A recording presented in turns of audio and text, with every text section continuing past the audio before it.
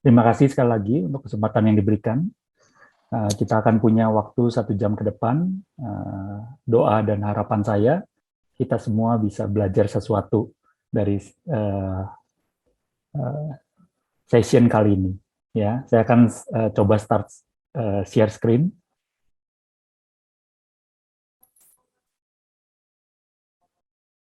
Bisa terlihat ya. Nah, judul yang diberikan pada saya hari ini Parent Steps Ahead. Ya. Nah, dalam acara kali ini saya akan membagi menjadi 4 bagian. Ya, waktu kita sangat terbatas. Nah, yang pertama saya akan bicara mengenai musim atau masa atau waktu atau season ya. Jadi dengan kita menyadari musim di setiap saat ketika kita menjalani kehidupan ya, saya berharap kita semua menyadari season apa yang kita sedang jalani. Yang berikutnya adalah season atau masa menjadi orang tua. Apa saja menjadi tujuan, hak, tanggung jawab, dan upah menjadi orang tua. Yang ketiga adalah masa pandemi COVID-19, ya masa yang lain. Masa kali ini ya, kesempatan dan tantangan sebagai orang tua dalam menghadapi masa ini, masa COVID. Yang keempat adalah tahap kehidupan dalam seorang anak. Ya, sebagai seorang guru atau orang tua, sangat baik kita menyadari ada 4 tahap kehidupan anak dan hal-hal apa sih yang perlu dilakukan dalam setiap tahapnya. Mari kita mulai. Bagian pertama, waktu atau masa atau musim, season ya dalam bahasa Inggrisnya. Saya kutip dari ayat Pengkhotbah 3 ayat 1, untuk segala sesuatu ada masanya. Untuk apapun di bawah langit ada waktunya. Nah, saya percaya banyak sekali dari kita yang sudah mendengar ayat ini, yang sering sekali dibagikan ayat ini. Hanya saya mau menggali lebih dalam, ya, supaya kita benar-benar menyadari apa saja sih yang sebenarnya ada atau tercantum dalam ayat ini ya. Dalam bahasa Inggris dikatakan there is an appointed time for everything. Jadi ada satu waktu yang sudah dikhususkan untuk segala sesuatu di muka bumi ini. Ya, dan there is a time for every event under heaven. Ya, ada waktu untuk semua kejadian ya di bawah surga ya atau di muka bumi ini. Ya, Pengkhotbah 3 ayat 1 dalam New King James Version dikatakan to everything there is a season. Ya, sama untuk segala sesuatu ada masanya. A time for every purpose under heaven. Jadi ada waktu yang sudah Tuhan tetapkan untuk setiap tujuan. Ya. Saya rangkumkan untuk segala sesuatu ada waktu yang sudah ditentukan. Untuk semua tujuan di dunia ini, semua ada waktu atau masa atau musimnya, ya, termasuk waktu parenting. Ya, ada waktunya kita memparenting atau mendidik anak kita. Nah, ketika kita mengetahui waktu atau masa atau musim, season apa yang sedang kita jalani saat ini, dan bertindak sesuai dengannya, maka kita akan menuai hasil yang baik. Ya, sebagai contoh, ketika musim dingin datang, musim salju misalnya di luar negeri ada musim salju, orang tidak menabur benih. Ya, kenapa? Karena akan sia-sia. Ya, itu hal yang sama juga. Ya, ketika orang masuk musim gugur misalnya, dia tidak mulai memanen. Ya, ada waktunya. Nah, pada waktu yang tepat, ya, ketika kita menanam, maka kita akan menuai hasil yang terbaik. Nah, banyak kali dari kita tidak sadar atau tidak menyadari, hanya hidup dari hari ke hari, day to day, tanpa menyadari sekarang ini kita seasonnya apa sih? Waktunya apa nih yang harus kita kerjakan saat ini? Ya, nah saya berharap dari session malam ini kita tergugah untuk mulai merenungkan, setiap dari kita merenungkan kira-kira apa ya yang menjadi season atau musim atau masa saya kali ini. Ya. Nah, ada 2 waktu atau masa musim yang saya mau bahas hari ini. Yang pertama, season atau masa menjadi orang tua. Ya, judul dari session malam ini adalah Parents Step Ahead. Maka saya akan fokus kepada bagaimana menjadi orang tua yang baik, ya. Dan yang kedua adalah masa pandemi COVID-19 yang kita alami saat ini, yang sebelum kita belum ada yang pernah mengalami pandemi ini, ya. Satu virus yang bisa mengubah tatanan dunia atau tatanan kita bersosial hari ini, ya. Masa menjadi orang tua. Sebelum kita meneruskan, saya mau membacakan satu survei, ya. Saya sedang menulis skripsi mengenai peranan orang tua, ya, terutama peranan ayah.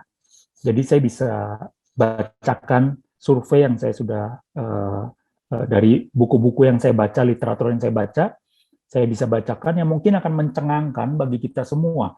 Tapi kalau kita mau menyadari peranan kita, mungkin survei ini bisa menyadarkan kita akan apa yang sedang terjadi hari-hari ini.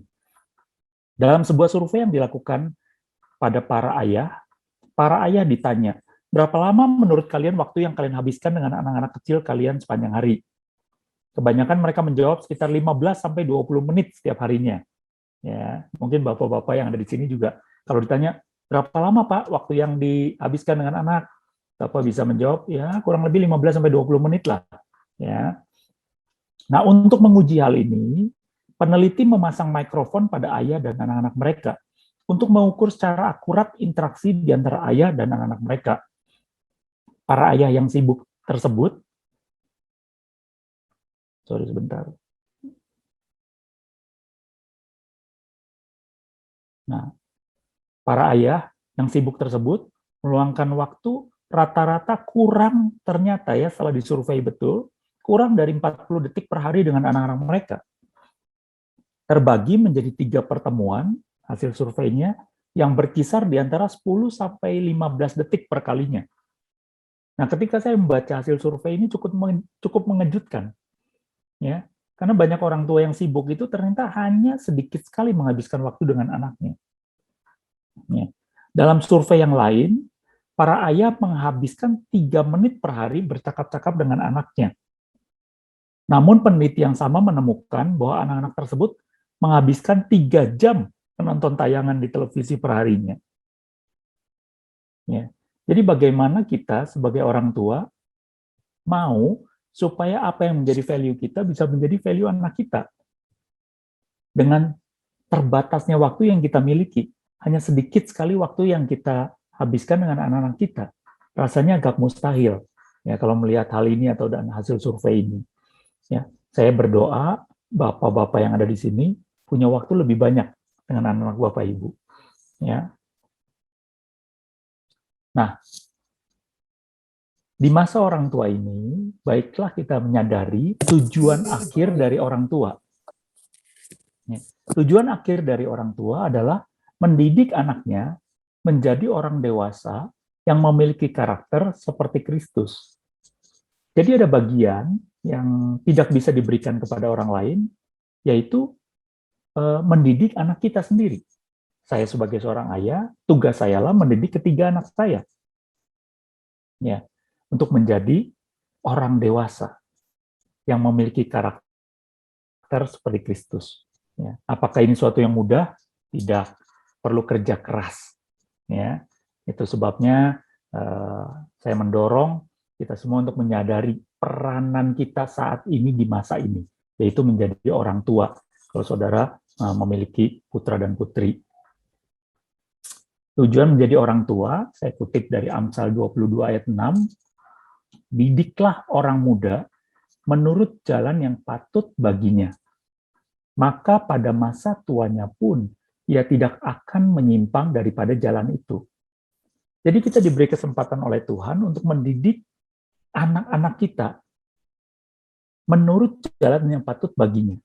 Supaya kelak ketika dia dewasa atau pada masa tuanya, anak kita tidak menyimpang dari jalan yang kita bimbing dia pada waktu dia kecil. Ya. Dalam bahasa Inggrisnya, ketika saya membaca ini, saya sangat dibukakan ya. Dari versi New King James, dikatakan train up. Train up a child in the way he should go. Jadi latih anak kita di jalan yang seharusnya dia menuju. Dan ketika dia tua, and when he is old, he will not depart from it. Sama dengan bahasa Indonesia-nya, ia tidak akan menyimpang dari itu ketika dia tua.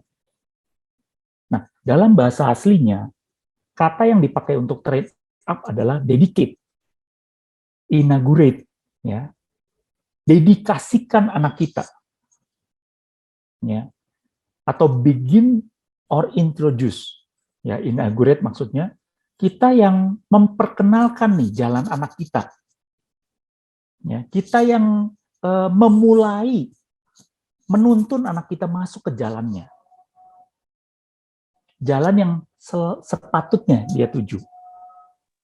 Ya. Jadi tugas kita lah, tugas orang tua untuk memastikan dalam kehidupan anak-anak mereka, untuk mendidik mereka, untuk mendedikasikan dan untuk mengintroduce atau memperkenalkan anak kita pada panggilan yang ada dalam hidupnya, atau jalan itu dikatakan di sini ya. Jadi bukan tugas orang lain atau guru sekolah minggu, tapi tugas orang tua. Ya. Itu yang Tuhan berikan pada kita. Itu yang menjadi tujuan kita sebagai orang tua. Jadi pertanyaan bagi kita, para orang tua, adalah apakah kita sudah mendidik anak kita? Atau kita hanya memberikan anak kita pendidikan yang bagus, misalnya masukkan ke sekolah yang terbaik. Ya, kita hanya bayar dan berharap sang guru yang mendidik anak kita. Yang saya percaya adalah guru adalah partner dari orang tua. Ya, yayasan di bawah gereja kami memulai beberapa sekolah. Dan Tuhan membimbing sekolah-sekolah ini menjadi sekolah-sekolah yang cukup dikenal di Kota Bandung, ya, cukup menjadi favorit, ya, mau masuk pun waiting list. Tapi yang saya percaya adalah bukan hanya sekolah yang baik, tapi ada peranan dari partner, yaitu orang tua sendiri. Jadi sekolah ini harus dianggap sebagai partner untuk membimbing anak-anak kita. Karena tanggung jawab utama mendidik seorang anak ada pada orang tua, bukan ada pada guru. Ya, kami yang menjalankan sekolah anggap sebagai partner untuk ayo berjalan bersama untuk mendidik anak bapak dan ibu. Ya. Tanggung jawab sebagai orang tua ada beberapa bidang. Ya. Ada 5 yang saya cantumkan di sini. Bidang religius, orang tua adalah representasi Tuhan di dunia. Jadi anak bisa mengenal Tuhan melalui orang tuanya. Anak bisa melihat bagaimana Tuhan bersikap, itu melalui sikap orang tuanya. Nah, sambil kita membahas ini, sangat baik kalau kita mengintrospeksi diri kita. Ya, apakah kita sudah menjadi representasi Tuhan di dunia? Ya, supaya anak kita punya gambaran yang lebih jelas. Oh, Tuhan tuh seperti ini. Ya, betapa baiknya Tuhan, betapa penyayangnya Tuhan, betapa panjang sabar. Ya, itu semua kita yang harus merepresentasikan pada anak-anak kita. Itu tanggung jawab orang tua. Berikutnya, tanggung jawab di bidang sosial. Orang tua menjadi teladan hidup atau role model. Ya, bagaimana kita bergaul dengan orang lain, bagaimana kita menghargai orang lain, bagaimana kita mengasihi orang lain, bagaimana kita tidak hanya berpikir secara egois untuk memuaskan kehidupan kita, tapi bagaimana kita dengan sepenuh hati melayani orang-orang di sekitar kita. Mengasihi orang-orang di sekitar kita, bukan hanya mengasihi diri sendiri. Bukan hanya mengasihi Tuhan. Ya, apakah kita menjadi teladan hidup yang baik? Bagaimana kita bersikap, bertata krama dengan orang lain? Bagaimana kita melihat orang yang mungkin strata ekonominya lebih rendah daripada kita? Anak kita akan meneladani. Ya. Berikutnya adalah orang tua sebagai protektif. Ya, pelindung atau tempat yang aman buat anak-anaknya. Ya, hal berikutnya yang saya tadi sudah singgung adalah orang tua sebagai edukatif atau guru atau pendidik yang pertama. Ya, jadi sekali lagi saya sangat menghimbau orang tua untuk menjadi guru dan pendidik yang utama buat anak-anak Bapak Ibu. Ya. Berikutnya, dalam bidang ekonomis, orang tua menjadi penyedia kebutuhan hidup dari anak-anak. Ya. Nah, kalau kita mau jujur, dalam hal ini, 5 bidang ini, di mana biasa orang tua itu menitik beratkan tanggung jawabnya. Kalau ditanya apakah Anda atau Bapak sudah atau Ibu sudah melakukan tanggung jawab Bapak atau Ibu sebagai orang tua, menurut saya rata-rata orang ketika saya ngobrol, karena saya mengajar juga kelas parenting ya, saya ngobrol rata-rata yang muncul itu bidangnya yang disampaikan oleh orang tua sudah secara ekonomis dan protektif. Ya, sangat jarang dalam bidang religius, edukatif, dan sosial. Ya. Nah, dengan ini mungkin Bapak Ibu bisa foto supaya mengingat tidak hanya protektif dan ekonomis, tapi termasuk religius, edukatif, dan sosial juga. Supaya lengkap kita melakukan tanggung jawab kita sebagai orang tua. Ya. Orang tua itu dipercaya dengan suatu tanggung jawab sementara. Nah, ini yang perlu digarisbawahi. Makanya saya kasih tulisan besar ya, untuk membesarkan anak-anak mereka sehingga anak-anak ini nantinya bisa memenuhi agenda atau tujuan Tuhan, bukan agenda atau tujuan kita. Ya, banyak kali di seminar-seminar saya bawakan mengenai ini dan cukup banyak dapat pertanyaan atau mungkin orang tua ada yang memicingkan matanya gitu ya, karena mereka banyak yang tidak menyadari bahwa waktu mereka terbatas untuk mendidik anak-anak mereka. Mereka berpikir sampai kapanpun juga anaknya akan tetap mereka bisa atur, akan tetap mereka bisa kendalikan, seperti itu ya bahasanya. Ya, padahal kita hanya diberikan tanggung jawab sementara saja. Ya.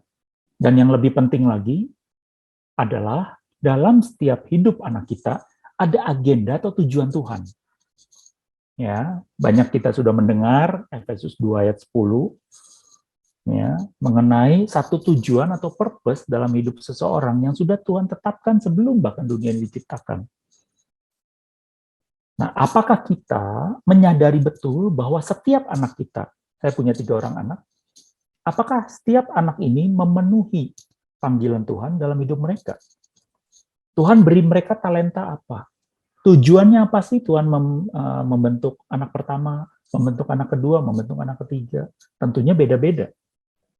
Panggilannya apa? Tentunya beda-beda. Nah, kita sebagai orang tua diberi tanggung jawab sementara untuk menuntun mereka pada jalan ini, pada jalan mereka masing-masing. Bukan semua harus jadi dokter, atau semua harus jadi insinyur, ya, atau semua harus jadi pengelola bisnis, gitu ya. Tapi pernahkah kita bertanya pada Tuhan secara spesifik, Tuhan, tunjukkan agendamu atas ketiga anak kami. Tunjukkan agendamu, misalnya punya seorang anak, untuk anak kami yang tercinta ini, tunjukkan agendamu, Tuhan. Mengapa engkau menciptakan dia? Dan biar saya bertanggung jawab untuk menuntun anak ini masuk dalam agenda Tuhan, bukan agenda saya. Ya. Saya pernah mendengar ada orang tua yang bilang kepada anaknya bahwa, "Nah, kalau kamu sudah dewasa, tanggung jawab pertamamu adalah mencukupkan Bapak Ibu." Yang menurut saya, mohon maaf, belum tentu tepat. Ya. Anak-anak kita punya tanggung jawab kepada Sang Penciptanya. Kita, orang tua, diberikan izin untuk menuntun mereka. Diberikan satu privilege atau hak khusus untuk membesarkan anak-anak ini. Untuk membawa mereka masuk dalam rencana Tuhan dalam hidup mereka. Pekerjaan yang sulit menurut saya. Saya sudah mengalami dengan ketiga anak saya. Ya, anak saya yang pertama baru lulus dari ITB, informatika, dan sekarang puji Tuhan sudah mendapat pekerjaan. Dan waktu dia berusia 1 tahun, saya memutuskan untuk fokus. Ya, sebelumnya saya seperti orang tua yang lain. Urusan anak, urusan istri. Urusan saya mencari nafkah. Tapi ada satu seminar ketika saya ikuti, ada kalimat yang sangat menggugah dalam hidup saya. ya, sang presenter atau pembawa seminarnya bercerita tentang golden age atau 5 tahun pertama dalam hidup seorang anak. Apakah yang kita lakukan sebagai seorang orang tua? Nah, saya menyadari waktu saya mendengar seminar itu, saya menangis, karena saya sudah menyia-nyiakan 1 tahun dalam kehidupan anak saya. Puji Tuhan, Tuhan perkenalkan pada seminar itu, saya ikut, dan saya berubah. Saya mulai fokus ya kepada anak saya. Saya meninggalkan pekerjaan yang lama. Saya memang cukup ekstrim, karena saya tahu bahwa saya butuh waktu untuk anak saya. Sementara pekerjaan yang saya yang lama tidak, saya hampir nggak ada waktu dengan anak saya. Saya pulang, saya berangkat pagi dia masih tidur. Saya pulang malam dia sudah tidur. Ya, jadi tidak ada interaksi sama sekali dengan anak saya yang 1 tahun itu, hanya sedikit sekali waktu itu. Jadi saya berubah, saya mencari pekerjaan baru yang saya cukup fleksibel. Saya akhirnya bisa membimbing anak saya. Puji Tuhan, hari ini terbayar lunas. Ya, anak saya takut akan Tuhan, anak saya bagus mannernya dan luar biasa. Ya, jadi sekali lagi tanggung jawab kita hanya sementara. Ya, dan agendanya adalah agenda Tuhan. Upah menjadi orang tua. Amsal 29 ayat 17, didiklah anakmu, maka ia akan memberikan ketentraman kepadamu dan mendatangkan sukacita kepadamu. Oh, membaca ayat ini siapa yang nggak mau, saudara? Semua dari kita pasti mau. Ya, kita mau anak kita memberikan ketentraman dan anak kita mendatangkan sukacita. Tapi yang cukup membedihkan hati atau cukup merenyuhkan hati adalah ketika saya melihat banyak sekali orang tua di luar sana yang anaknya justru memberikan kekacauan dan mendatangkan duka cita kepada orang tuanya. Ya. Ada anak yang berkata kasar pada orang tuanya. Ada anak yang menolak untuk berbicara pada orang tuanya. Justru memberikan duka cita, bukan sukacita. Ya. Ada anak yang malah memberontak ya kepada orang tuanya. Dan mudah-mudahan dengan ayat ini kita menyadari bahwa ada bagian pertama sebelum koma, yaitu didiklah anakmu. Jadi tanggung jawab kita, Tuhan tegaskan, adalah mendidik anak kita. Setelah kita mendidik anak kita, maka hasilnya baru ia akan memberikan ketentraman dan mendatangkan sukacita. Kalau kita tidak melakukan bagian yang pertama, kita tidak mendidik atau mentrain atau melatih anak kita, terus kita mau ia memberikan ketentraman dan sukacita, menurut saya kita agak terlalu enak, mau enaknya sendiri. Kita mau anak kita memberikan ketentraman dan sukacita, tapi bagian mendidiknya kita malas. Atau kita tidak mau. Ya. Nah, orang tua di sekolah kami, yang kami rintis, itu kami perkenalkan dengan kelas parenting. Ya. Ketika mereka bertanya berapa lama waktu yang dibutuhkan, Pak, kami bilang 15 kali pertemuan. Itu baru kelas, ada satu kelas namanya Growing Kids God's Way. Itu 15 kali pertemuan. Beberapa orang tua langsung bilang, ya Pak, panjang kali 15 pertemuan. Ya, kali 2 jam udah 30 jam. Saya sibuk. Ya oke, saya bilang. Tapi saya bertanya satu pertanyaan yang sangat sederhana. Layak nggak kelas ini diambil kalau generasi di bawah Bapak dan Ibu, yaitu anak-anak Bapak dan Ibu, akan menjadi anak-anak yang takut akan Tuhan, akan menjadi generasi yang luar biasa. Layak nggak 15 kali pertemuan itu dijalankan? Memang harus perlu kerja keras. Ya.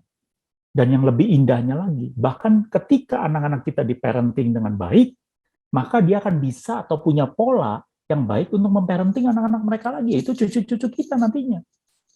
Masa untuk sesuatu yang baik 2 generasi ke depan, 3, 4 generasi ke depan, kita nggak mau put effort atau nggak mau berusaha melakukan hal tersebut. Hanya 15 kali pertemuan. Dan puji Tuhan banyak orang tua yang ikut dan banyak orang tua yang diubahkan. Ya, banyak orang tua yang diubahkan.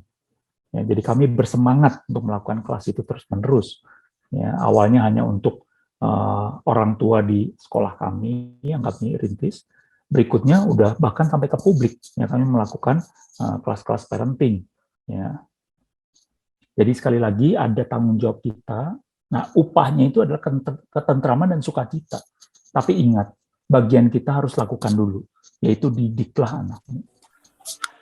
Nah, banyak orang tua yang clueless atau nggak tahu bagaimana caranya. Ya, kalau kita jujur, kita memparenting anak-anak kita hanya berdasarkan bagaimana cara orang tua kita memparenting kita. Ya, puji Tuhan kalau saudara otodidak baca buku-buku tentang parenting. Tapi kebanyakan apa yang kita lakukan pada anak kita adalah bagaimana orang tua kita memparenting kita. Itu yang mostly terjadi, itu yang banyak kali terjadi. Ya, oke, saya lanjut.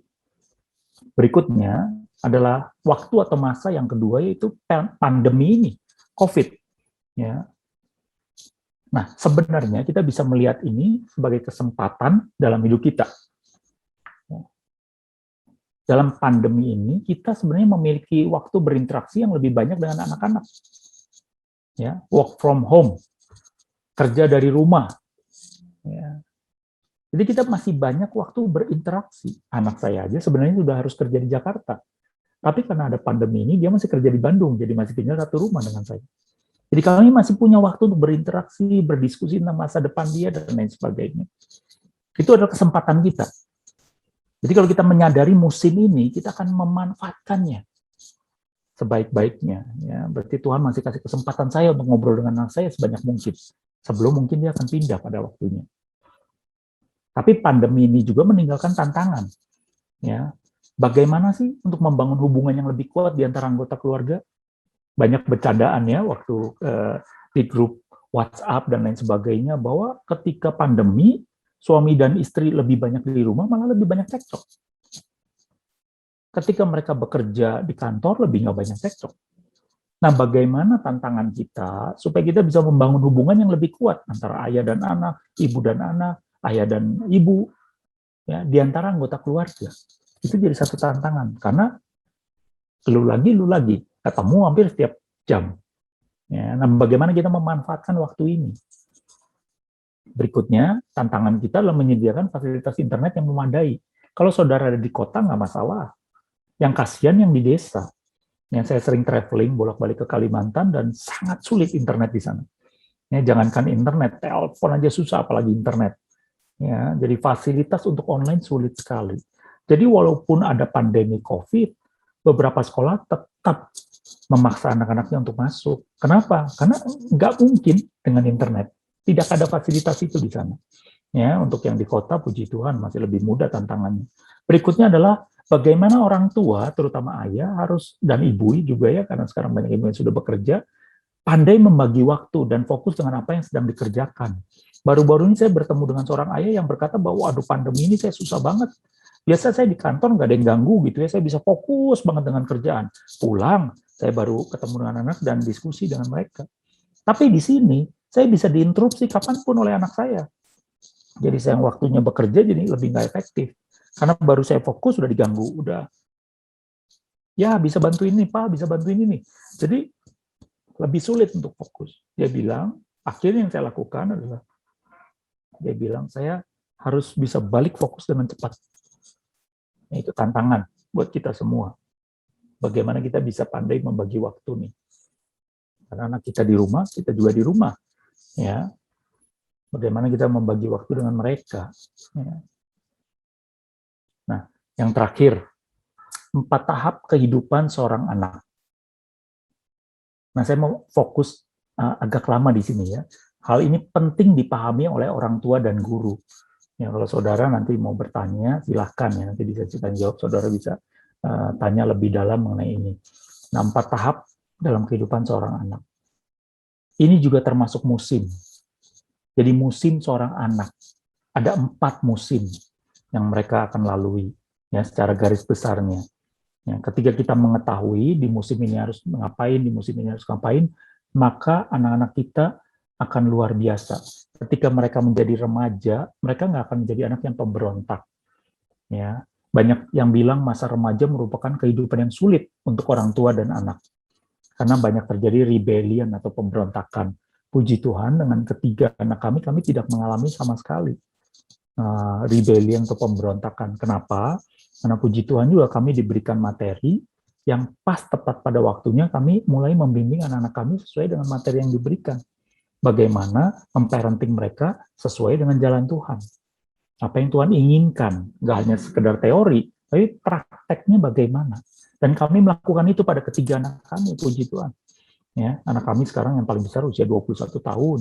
Ya, dan yang kedua baru masuk kuliah, yang ketiga udah SMA 2, semua lancar, prosesnya bagus sekali, ya nggak ada rebellion dan lain sebagainya. Ya, nah kenapa saya katakan di sini penting dipahami oleh orang tua dan guru?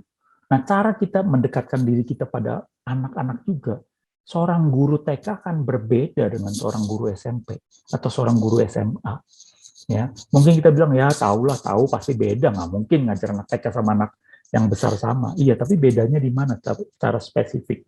Nah, di sini saya akan coba jelaskan ketika kita tahu mengenai hal ini atau menyadari mengenai hal ini, maka kita akan bisa mengajar dengan efektif di kelas. Ya, oke.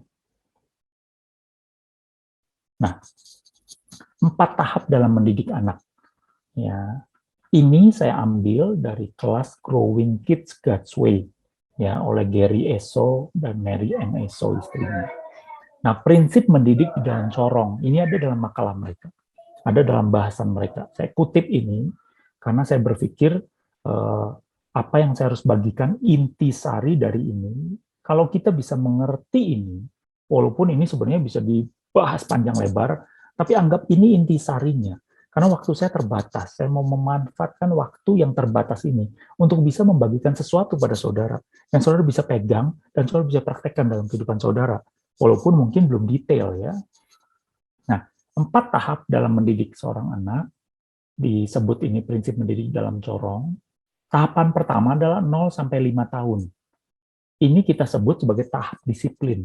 Nah, saudara lakukan ini, tahap-tahapan ini, maka saudara akan punya anak yang luar biasa. Ya, cuman kita harus menyadari peranan kita, ya.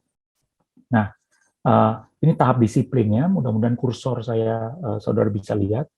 Nah, di tahap disiplin ini 0 sampai 5 tahun, apa yang terlihat dengan kebebasan? Ya, kebebasannya kecil, kayak corong ya, dia kecil di bawah, kebebasannya kecil sekali. Ya. Nah, maksudnya bagaimana? Di 0 sampai 5 tahun, kita orang tua harus bersikap sebagai bos atau orang yang punya otoritas. Ya. Jadi ketika anak kita usia 0 sampai 5 tahun, prakteknya secara mudahnya itu adalah tahap disiplin. Tahap di mana anak kita harus mentaati apa yang orang tuanya sampaikan. Contoh, 0 sampai 5 tahun, ketika anak kita mau keluar dan cuacanya dingin di luar, kita langsung bilang, "Nak, pakai jaket." Dan dia harus taat. Ya. Dia nggak bisa bilang, saya nggak mau. Nah, itu nggak disiplin. Yang nggak taat. Ya. Dan kebanyakan orang tua yang dia lakukan begini. Nah, mau pakai jaket, jadi diskusi. Nah, ketika kita menyadari ini, harusnya 0 sampai 5 tahun itu nggak usah diskusi, langsung pakaikan. Ketika 0 sampai 5 tahun, ketika kita menyediakan sarapan bubur, langsung sediakan aja dan dia harus makan. Ya, usia 3, 4 mungkin nggak bisa makan bubur, langsung aja sediakan. Jadi kita nggak perlu tanya, "Nak, mau makan apa hari ini?" Ya. Nah, banyak orang tua terbolak-balik. Nah, saya akan jelaskan di tahap-tahap berikutnya supaya saudara kebayang. Ya. Kenapa seorang anak jangan diberikan kebebasan di awal? Memang pengajaran ini cukup ekstrim karena ada juga beberapa orang atau bahkan psikolog yang mengatakan jangan dibatasi anak di awal ini karena nanti pada akhirnya dia jadi kurang kreatif. Nah, kami nggak percaya itu. Ya, kami percaya seiring dengan waktu maka kebebasan dia seperti corong ini, saudara Bapak Ibu lihat, di bawah sempit, tapi kita juga harus dengan sadar seiring dengan waktu kita harus bebaskan. Kita harus sedikit dibuka corongnya, kebebasannya bertambah. Ya. Oke, usia 6 sampai 12 tahun itu saya anggap masa training, ya. Kita sebut masa training. Nah, di usia 6 sampai 12 tahun training itu apapun juga, saudara. Anak saya masak nasi di usia dia kelas 3 SD. Karena saya tahu itu masa training. Anak saya cuci baju itu di usia SD. Yang merapikan kasur itu di usia SD. Ya, jangan sampai nanti SMA baru disuruh semuanya itu, sudah terlambat. Ya, kalau dikatakan tidak ada kata terlambat, oke, tapi akan sangat sulit merubah kebiasaan yang sudah terbentuk. Jadi kita mengajarkan semua life skill itu di masa 6-12 tahun. Ya, bagaimana tata krama dia juga kepada orang lain itu diajarkannya di masa training. Jadi waktu kita ini sangat limited, sangat terbatas. Usia SD, training selesai, kita masuk usia SMP, masuk masa coaching. Nah, di usia SMP kita kan juga menyadari bahwa anak kita nih, dia minta kebebasan yang lebih. Contoh, dia mau pergi waktu SMP dengan teman-temannya ke mall. Kalau kita larang terus, berarti kebebasan kita tidak perluas. Ya, kebebasan diberikan seiring dengan tanggung jawab. Ketika dia tidak bisa bertanggung jawab, maka kebebasannya jangan diberikan. Tapi ketika dia bertanggung jawab, tanggung jawab kita sebagai orang tua adalah memberikan kebebasan. Mungkin bisa dia SMP udah ke mall, kita masih menemani. Ya, tapi ingat, 13-17 tahun, coaching, itu seperti time out. Kalau kita coach di lapangan, anak-anak kita udah main sendiri. Main basket, dia main sendiri. Ya, pelatih udah nggak ikutan di dalam lapangan. Ketika kita melihat anak kita salah, melakukan sesuatu salah, baru kita time out. Time out. Ya, kita panggil anak kita dan kita berdiskusi dengan dia. Nah, kalau boleh tahu kenapa tadi kamu sampai mengeluarkan kata kasar dari mulut kamu? Coaching, dipanggil sekali-kali, dikoreksi, ditanya, berdiskusi. Ya, nah kebebasannya juga diberikan. Ya, lebih besar lagi. Mungkin tadinya di SD dia hanya bisa main 1-2 jam ke mall, sekarang udah bisa main 4-5 jam di mall. Ya, dia udah kita izinkan untuk pergi sendiri waktu di usia SMA, masuk masa SMA ya. Kita udah percaya. Kenapa? Karena hal-hal yang kita training, hal-hal yang kita masukkan, termasuk budaya moralnya udah cukup. Berikutnya, tahap terakhir adalah tahap friendship, 18 tahun ke atas. Jadi ketika anak saya menginjak usia 19 tahun, dia pulang dari kosnya, diskusi dengan kami, saya dan istri udah sepakat bahwa anak kami ini udah masuk masa friendship. Jadi saya bilang sama dia, nak, mulai hari ini, apapun yang kamu putuskan dalam hidup kamu, kamu sudah bisa memutuskannya sendiri. Jadi, papa dan mama nggak akan melarang lagi. Kecuali menyangkut nyawa kamu, baru kami akan intervensi. Tapi, kamu mau tinggal di mana, kamu mau kerja di mana, kamu mau ambil berapa SKS waktu kuliah, kamu mau melanjutkan S2 atau enggak, kamu mau berteman dengan siapa, kamu mau pacaran dengan siapa, kamu mau memilih pasangan hidupmu siapa, itu kamu harus belajar memutuskan. Anak saya nggak langsung berteriak, wah haleluya, senang, ya. Tapi dia malah bilang, kenapa harus begitu? Saya bilang, lebih baik begitu. Kalau sekarang, nah dia bertanya lagi, kalau saya salah bagaimana? Saya bilang, justru lebih baik kamu salah ketika kami masih ada. Jadi kami bisa bantu kamu memperbaikinya. Make sense juga, kata dia. Jadi dia mulai belajar memutuskan. Nah, ketika dia bertanya sesuatu pada kami harus mulai ngerem cara kami mengintervensi hidupnya. Biasanya kan waktu seorang anak bertanya, kita langsung bilang, lakukan ini, lakukan itu. Ketika kita masuk usia friendship, bahkan waktu mulai di usia coaching, kita harus lebih banyak bertanya. Kalau menurut kamu, pilihan A dan pilihan B lebih bagus mana? Biar dia berpikir, biar dia memutuskan. Itu peranan kita membimbing dia sebagai seorang anak. Jadi ingat, ini yang saya bagikan di awal itu sementara, karena sampai 18 tahun aja Bapak Ibu.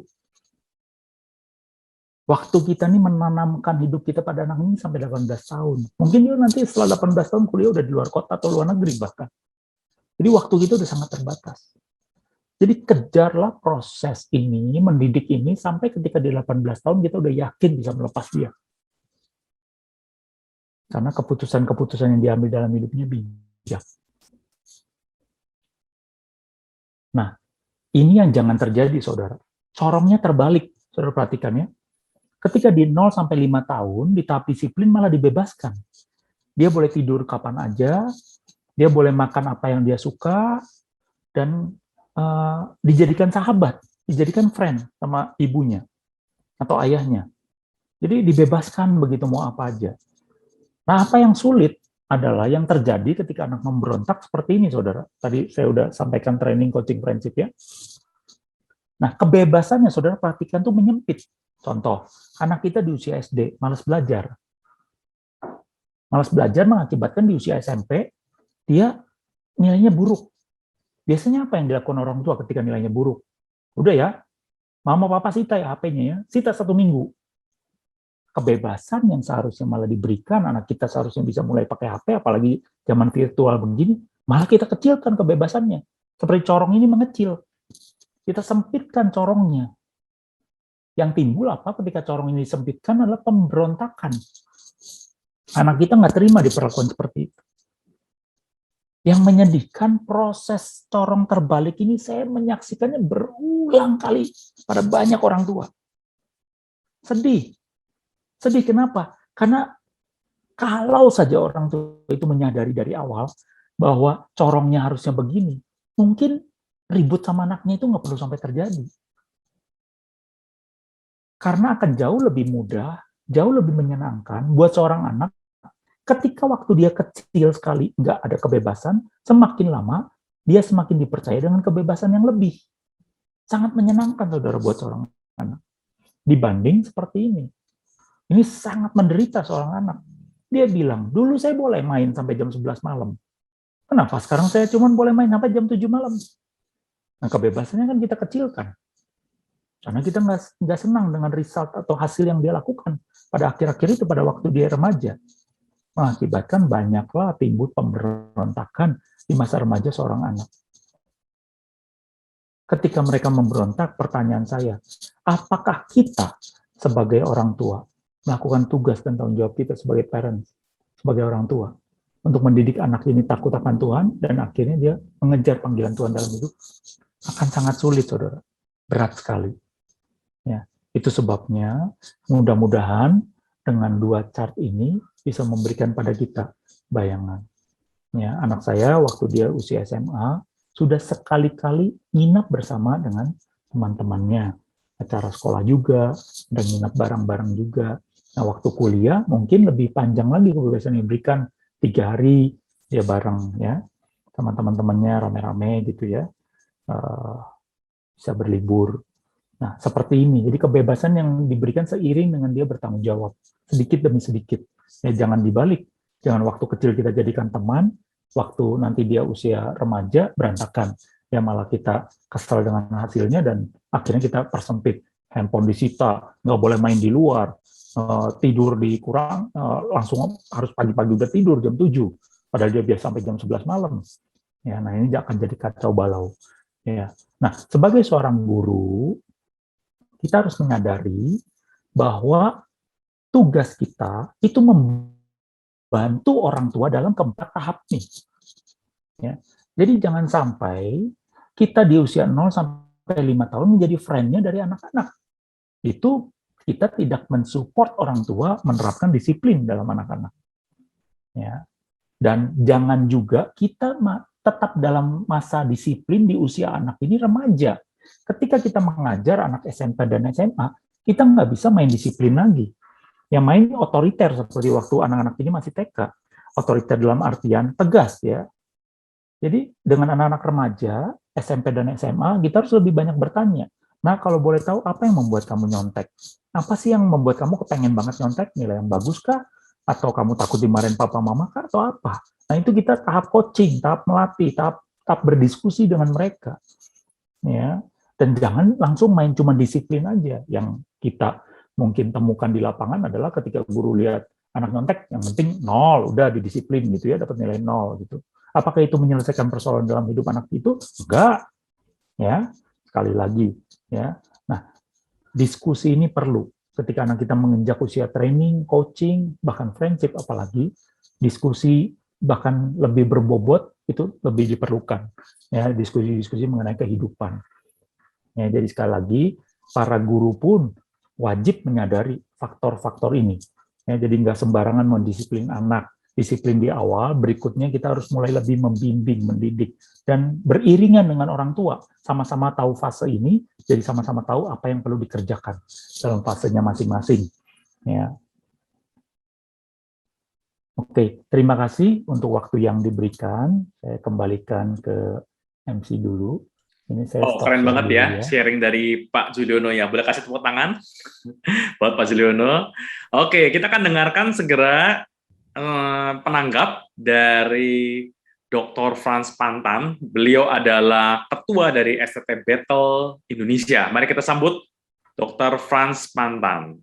Waktu dan tempat dipersilakan.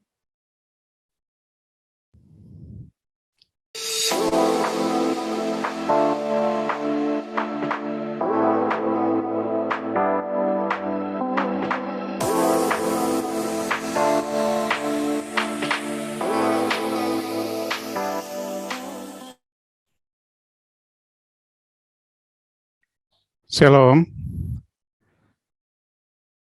Kedengaran suara saya? Jelas, Pak. Bagus. Beneran, Pak. Jelas Pak, jelas Pak.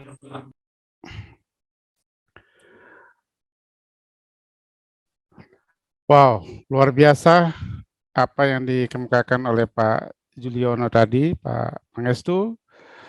Sebetulnya mau dikatakan bahwa orang tua adalah pendidik yang utama dan pertama dalam kehidupan seorang anak. Dan saya kira kita semua setuju dengan itu. Bahkan tujuan akhir daripada tugas itu adalah agar anak memiliki karakter menjadi sama seperti Kristus, dan itu berarti akan memberikan ketentraman kepada orang tua atau kepada kita sebagai orang tua. Nah, waktu yang saya dikasih waktu kurang lebih 10 menit, moga-moga saya bisa memberikan semacam komentar terhadap apa yang disampaikan oleh pemakalah kita tadi. Nah, saya senang dengan cerita tentang Kairos. Kairos itu adalah dewa dalam mitologi Yunani yang kemudian diadopsi dalam kekristenan sebagai waktu atau waktu Tuhan. Kairos itu di dalam narasinya itu sayapnya panjang dan kepalanya botak, kadang-kadang begitu cepat sehingga kita tidak bisa menduga kapan dia datang dan kapan dia pergi. Nah, karena itu bagi saya cerita ini menarik, di mana makna waktu itu sangat tergantung pada cara berpikir yang kita gunakan dalam hidup ini. Dan saya kira ini adalah hal yang tadi ditekankan oleh Pak Juliono bahwa jangan sampai kita salah menggunakan waktu atau tidak memanfaatkan waktu sebagai orang tua mendidik terhadap anak-anak yang Tuhan berikan kepada kita. Nah, waktu itu sama artinya dengan kesempatan. Jadi mendidik anak itu adalah kesempatan. Tuhan memberikan momen pendek dalam hidup kita yang sangat variatif. Ada waktu menabur, ada waktu menuai, ada waktu menangis, ada waktu tertawa, bahkan ada waktu untuk mendidik anak. Nah, saya kira waktu itu yang seringkali terlewatkan dalam kebanyakan kehidupan orang tua atau orang tua sebagai pendidik. Nah, saya kira ini memang problem yang mau tidak mau harus kita pahami, dan tidak cukup hanya memahami tetapi juga harus memecahkan atau ada solusi kreatif terhadap kondisi ini. Bicara soal dimensi waktu, saya tertarik dengan apa yang dikemukakan oleh Thomas Groom misalnya. Masa lalu itu adalah pengalaman berharga bagi kehidupan anak-anak. Ia belajar banyak dari setiap peristiwa yang dialami. Dan oleh John Dewey misalnya mengatakan, pengalaman bukanlah kumpulan peristiwa tetapi suatu penghayatan tentang perjalanan hidup. Karena itu buatlah teladan baik bagi anak. Ini adalah kata kunci. Jadi kita harus menjadi role model. Salah satu tadi yang dikemukakan oleh Pak Juliono, bahwa orang tua harus menjadi teladan atau role model bagi anak-anak. Nah, kalau masa kini, inilah waktu yang paling otentik. Jangan pernah kehilangan momen mendidik anak di masa kini.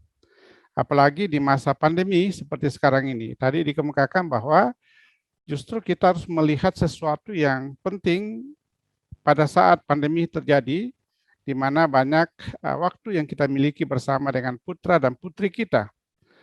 Karena banyak orang tua berpikir dan bekerja keras untuk menyiapkan masa depan anak yang lebih baik. Tetapi tidak sedikit yang pada akhirnya kehilangan kesempatan menikmati kebahagiaan dan perkembangan anak. Nah, saya kira ini adalah persoalan bahwa waktu yang paling konkret, yang paling otentik itu adalah sekarang ini. Nah, itu harus kita betul-betul lihat, pahami, dan boboti dengan nilai-nilai yang kita ingin tanamkan di dalam diri seorang anak. Nah, masa depan itu belum nyata. Itu masih berupa bayangan. Karena itu, ajarlah anak untuk mengambil sikap baik supaya hal ihwal masa depan menjadi suatu kepastian. Nah, sebagai orang Kristen, kita harus percaya bahwa Yeremia 29 ayat 11, Tuhan merancang masa depan kita bukan masa depan yang penuh kecelakaan, tetapi masa depan yang penuh dengan harapan. Sekalipun memang itu harus ada beberapa kondisi yang harus kita hidupi atau anak-anak kita mesti hidupi. Misalnya bahwa kita semua sepaham atau sependapat, permulaan hikmat itu adalah takut akan Tuhan. Dan ini mesti dikomunikasikan secara terus-menerus oleh orang tua terhadap anak-anak. Nah, mari kita lihat, teladan adalah unsur penting dalam mendidik anak. Jadi lebih baik kita berubah sebelum kita harus dipaksa untuk berubah. Nah, jadi saya pikir saatnya sekarang sebagai orang tua yang memang diberi mandat, diberi tugas, diberi tanggung jawab oleh Tuhan. Saya ulangi sekali lagi bahwa kita adalah pendidik yang utama dan pertama. Bukan guru di sekolah, bukan guru sekolah minggu di gereja. Tetapi kita sebagai parent, sebagai orang tua. Nah, teladan itu sebetulnya dalam bahasa lain dikatakan consuetudo quasi altera natura. Artinya kebiasaan itu adalah alam kedua. Maksudnya apa? Keteladanan kita harus budayakan. Dijadikan sebagai budaya dalam hidup kita. Karena keteladanan memegang peranan penting dalam mendidik anak. Contohlah Rasul Paulus yang berani mengatakan, ikutilah teladanku. Jadi mestinya kita juga sebagai orang tua harus bisa berkata pada anak-anak kita, please ikuti teladan papi, mami, dedi, atau mami. Nah, saya kira ini hal-hal yang saya anggap penting harus ada dalam pemahaman orang tua. Dan bicara soal teladan, atau saya kasih nilai pemahaman lain, sebuah nilai. Nah, Seidler sebagai masyarakat banjir informasi, berbagai tayangan media mengajarkan satu hal, ya, sebagai masyarakat yang banjir informasi. Nah, kita melihat saat ini media begitu menjadi sarana yang amat sangat mudah atau gampang diakses oleh siapapun. Sebagai tayangan media mengajarkan satu hal kepada anak-anak, bahwa di dalam hidup ia perlu untuk terus membeli barang-barang yang baru supaya bisa bahagia misalnya. Nah, tetapi saya kira apa yang dikemukakan tadi bahwa ternyata kebahagiaan itu adalah ketika anak-anak itu hidup menurut jalan Tuhan. Ya, dalam keadaan semacam ini anak-anak sulit untuk mengembangkan kemampuan berpikir kritis dan reflektif atas hidupnya. Padahal itu dituntut. Nah, saya kira saya sangat sependapat, saya sangat setuju tadi bahwa ketika anak-anak itu dididik hidup menurut jalan Tuhan, menurut kehendak Tuhan, maka itu adalah sebuah rahmat, itu adalah sebuah kebaikan yang luar biasa. Kenapa dikatakan rahmat? Karena akan memberikan kebahagiaan, akan memberikan ketentraman kepada orang tua, dan bukan hanya kepada orang tua, tetapi juga kepada anak-anak itu sendiri. Jadi saya sungguh-sungguh melihat atau memahami apa yang disampaikan oleh Pak Juliono tadi ini adalah hal yang sangat prinsip yang tidak bisa tidak harus kita kembangkan dan praktekkan di dalam kehidupan kita sebagai orang tua. Saya kira demikian tanggapan saya, dan saya kembalikan kepada PIC-nya. Wow, thank you banget buat Dr. Frans Pantan yang menguatkan sekali apa yang dijelaskan oleh tadi Pak Juliono. Jadi memperkuat penjelasan dan menyatakan bahwa apa yang dijelaskan Pak Juliono itu benar-benar sesuai dengan konteks saat ini ya. Thank you banget Pak Dr. Frans Pantan dan Pak Juliono. Nah, sekarang kita masuk ke sesi tanya jawab. Ini ada beberapa pertanyaan yang masuk di saya. Saya akan bacakan untuk Pak Juliono. Nah, ini ada pertanyaan yang menarik nih. Mungkin boleh dijelaskan buat Pak Juliono, apa bedanya antara coaching dengan training? Nah, mungkin tadi kan ada istilah coaching sama training. Mungkin beberapa teman-teman sini, Bapak Ibu, di sini ada yang bingung. Apa perbedaan antara coaching dengan training? Silakan Pak Juliono, boleh menanggapi.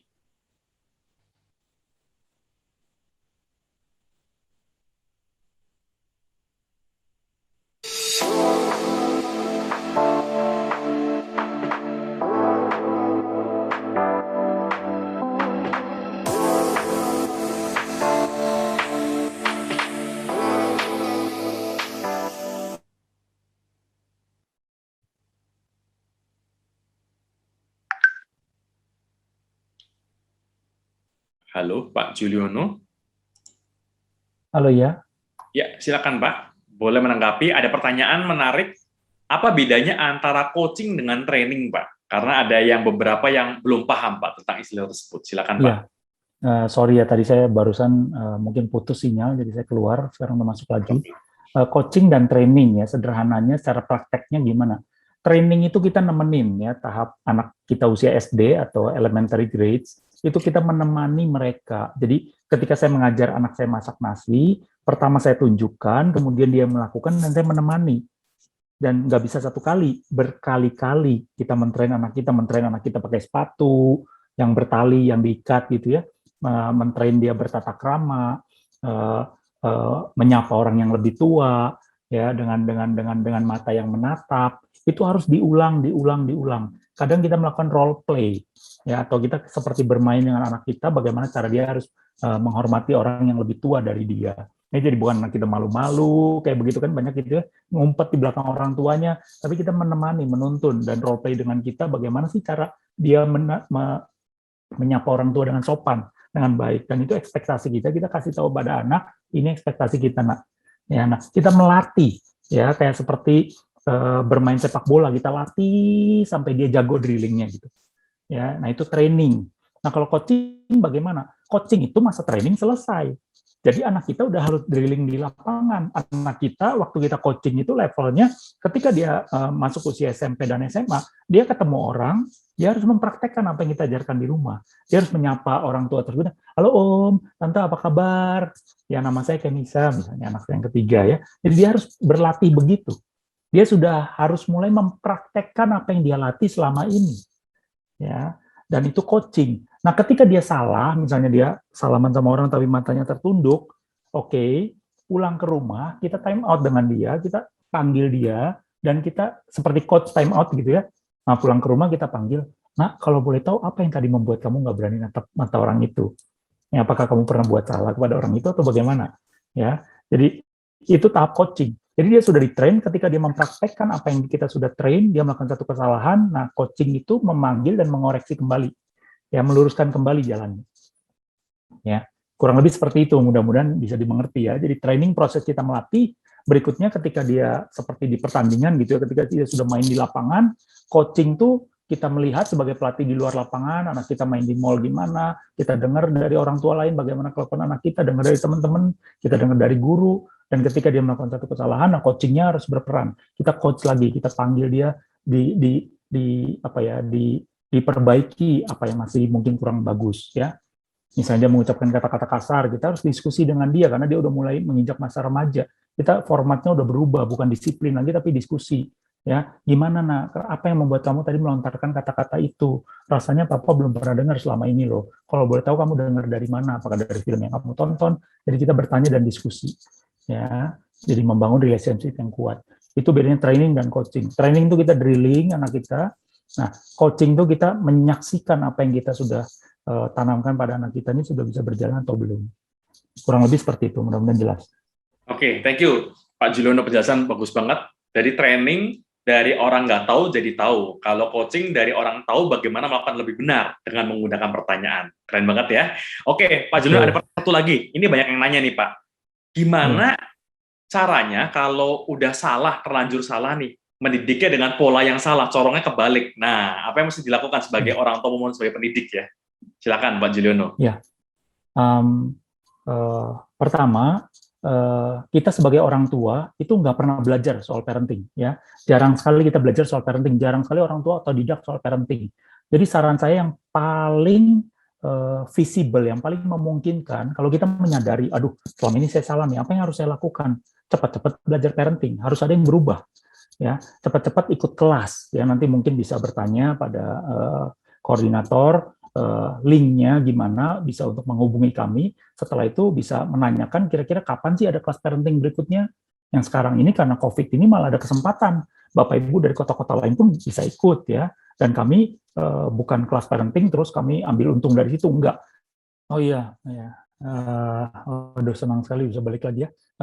Jadi sekali lagi orang tua harus segera belajar proses parenting yang baik, ya. Nah, nanti bisa coba cari link kira-kira kelas-kelas parenting apa yang bisa diikuti, ya. Karena dengan COVID ini bisa online, ya. Jadi kesempatan buat saudara ikut, ya. Saudara nggak usah khawatir mengenai biaya, ya. Karena kami benar-benar hanya ingin berbagi aja, ya. Apa yang kami sudah Tuhan percayakan, ya. Nah, mengenai yang berikutnya, bagaimana kalau sudah terbalik? Ya segera dibenahi, ya, ditata ulang. Memang akan lebih sulit, ya. Dari yang tadinya bebas, sekarang dipersempit, terus mau dibebasin lagi pasti jauh lebih sulit, ya. Dari yang sudah terbalik, pasti butuh waktu yang lebih lama daripada kalau memang dari awal sudah benar. Ya akan ada pergumulan-pergumulan yang akan dialami bersama dengan anak, ya, karena kalau dia anak udah bebas, terus kita mulai lagi ke disiplin, disempitin lagi kebebasannya, pasti protes. Nah, dalam proses ini, apa yang harus dilakukan supaya proses protesnya itu nggak keras dan lain sebagainya, itu bisa didiskusikan. Ya, di kelas tersebut bisa bertanya pada moderator atau pada fasilitator yang melakukan kelas itu. Ya, berikutnya lagi, tadi bagaimana ada guru rasanya yang bertanya bagaimana kalau orang tuanya di rumah melakukan proses corongnya terbalik, apa yang harus dilakukan sebagai seorang guru. Nah, beri saran pada orang tua kalau mau orang tua kalaupun tidak, ya sebisa anak ini, ya, dengan proses tersebut, ya, dari tahap disiplin, training, coaching, ya, sesuai dengan usianya. Ya mudah-mudahan, karena banyak kali juga anak lebih terbuka pada guru. Ya bayangkan seorang guru menghabiskan waktu lebih lama dengan anak-anaknya dibanding seorang orang tua pada umumnya. Maka banyak orang tua yang terheran ketika gurunya mengenal anaknya lebih dalam daripada dia. Ya wajar karena gurunya menghabiskan waktu lebih banyak dengan anaknya, ya, dibanding dengan orang tuanya. Terutama guru SD, TK. Nah itu biasa waktunya banyak sekali dengan anak. SMP mungkin udah ganti-ganti guru di kelas, jadi nggak terlalu banyak waktu. Tapi guru SD itu privilege-nya besar sekali untuk membawa dampak pada kehidupan seorang anak. Ya, kurang lebih begitu. Ya, jadi nggak bisa juga seorang guru menceramai orang tua karena banyak kali orang tua kan tersinggung atau nggak mau dengar atau gimana lah. Ya, jadi benar-benar dengan cara yang baik, lemah lembut, diajak orang tua ini jadi partner untuk mendidik anaknya juga, toh untuk kepentingan anaknya juga. Suster. Mudah-mudahan menjawab. Oke, thank you banget Pak Juliono ya. Balik lagi nggak bisa. Oke, thank you banget Pak Juliono buat penjelasannya, sangat menjawab sekali. Ya, sama-sama. Nah ini juga intinya adalah bahwa kita harus terus-menerus mengupgrade diri kita, ya, menambah pengetahuan supaya kita menjadi orang yang lebih bijaksana. Dan di sini juga ada beberapa yang nanya bagaimana cara kontak Pak Juliono.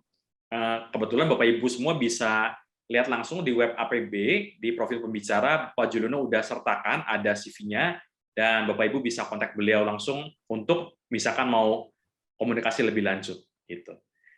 Terima kasih buat Pak Juliono untuk sesi malam ini yang luar biasa. Ini saya tahu nih teman-teman semua, Bapak Ibu semua makin malam makin penasaran nih semua nih, makin antusias ya. Thank you juga buat Dr. Franz yang sudah memberikan tanggapan.